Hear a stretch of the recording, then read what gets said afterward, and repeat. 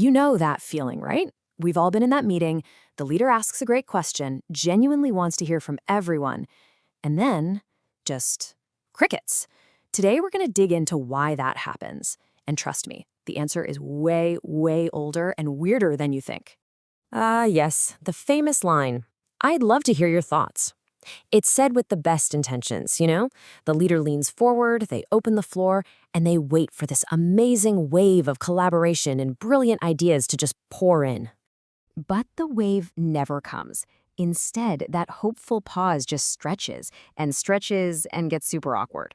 You see people start to look at their keyboards, check their phones, suddenly find the ceiling fascinating, anything to avoid making eye contact. So what is going on? Well, this is usually where a leader's mind goes. Is my team checked out? Do they just not have the courage to speak up? It feels like a problem with the team, a failure on their part. But what if I told you it has almost nothing to do with them and everything to do with something much, much deeper? See, the common assumption is that silence is a modern workplace problem, a failure of courage or engagement. But the reality? Oh, the reality is so much cooler.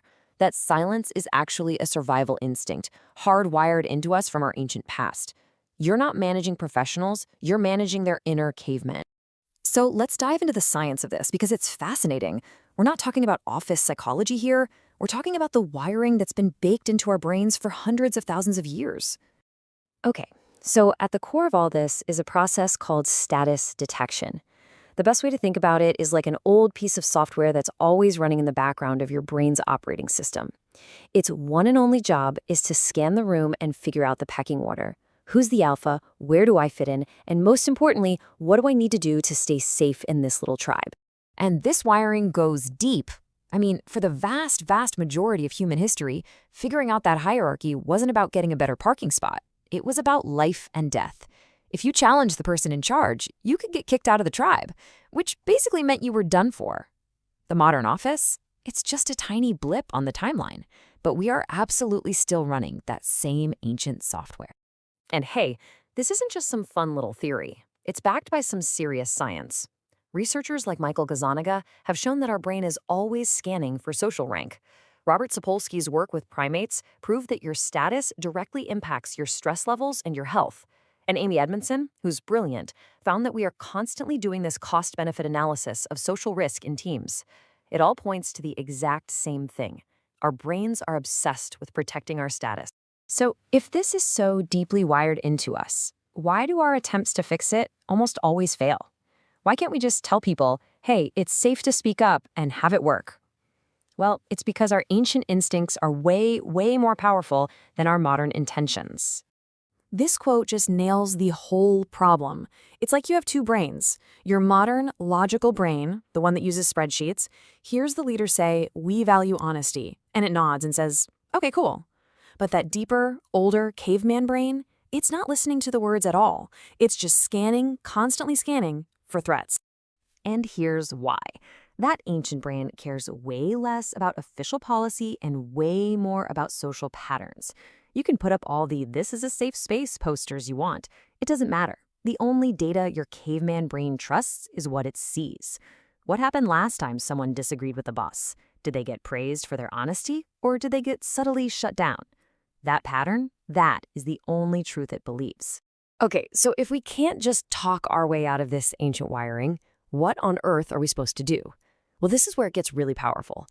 The solution isn't to fight our brains. It's to hack them. It's to design an environment that works with our ancient biases, not against them. And this right here is the big mental shift you have to make. Stop trying to give a motivational speech that will somehow undo hundreds of thousands of years of evolution. It's never going to work. Instead, just accept the wiring. It is what it is. Then you can start building processes and structures that make feeling safe the default setting. So what does that look like? Here are 4 super practical things you can do. First, just name it. Acknowledge that it's totally normal to be hesitant. Second, have the most junior people in the room speak first. That way, they're not biased by what the boss says. Third, have everyone write down their ideas before anyone speaks. This gets the pure idea out there without social pressure. And fourth, and this is a big one, if you're the leader, you always speak last. But of all the tactics, this is the absolute game changer. Your reaction to someone disagreeing with you is the most important piece of data everyone's caveman brain is looking for. So when someone pushes back, don't just put up with it. Stop the meeting and thank them out loud for their courage. You are literally in that moment creating a new safe pattern for everyone's brain to see. When you start to pull all these threads together, it really points to a much deeper, more profound way of thinking about what it means to be a leader. You're not just managing a team, you're leading a group of very complex, anciently wired human beings. Let's call it evolutionary empathy. It's this idea that you have the humility to recognize that underneath the business casual and the job titles, we're all still running on that same ancient code. And a truly great leader doesn't get frustrated with that code. They learn to understand it and build a world where it doesn't have to be afraid. So I'll leave you with this final thought to chew on. Take a really honest look at your meetings and your team culture. Are you just demanding honesty and then getting frustrated when you're met with silence?